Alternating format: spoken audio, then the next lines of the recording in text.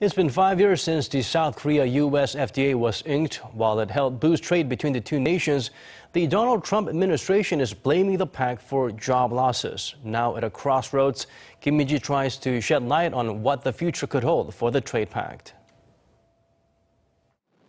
5 years have passed since a free trade deal between Korea and the U.S. took effect. It's been a tough journey.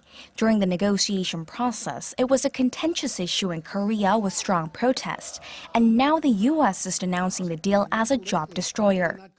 But so far, it's been a win-win for both countries. While global trade has fallen an average of 2% every year for the past 5 years, trade between Korea and the U.S. has expanded at an annual rate of 1.7% on average since the deal took effect.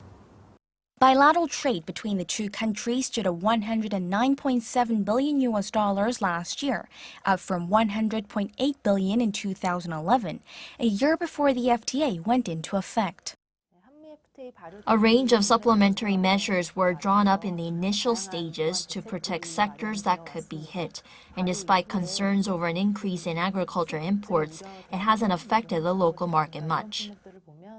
Among Korea's exports to the U.S., automobiles have been one of the biggest beneficiaries, with outbound shipments more than doubling last year from 2011, while exports of synthetic resins also doubled. As for imports from the U.S., inbound shipments of automobiles grew almost fourfold during the same period, while imports of liquefied petroleum gas surged 50-fold. However, what's worrisome is that the good times may soon be over, as the Trump administration could seek to renegotiate the deal.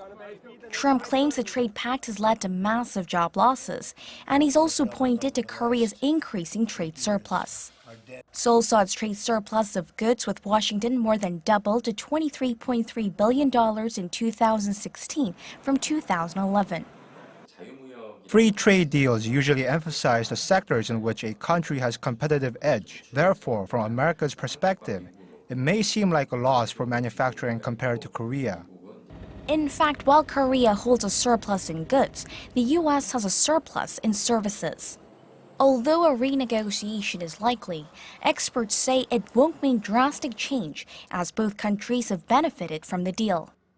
The basic format and basic structure of the FTA, I think, will remain intact, and the two countries will make efforts to fine-tune some provisions of the FTA while maintaining the existing framework. Even so, the economic circumstances are different from what they were 5 years ago. So experts say the Korean government needs to draw up new strategies and address any industry-specific issues that have emerged. Kim Min-ji, Arirang News.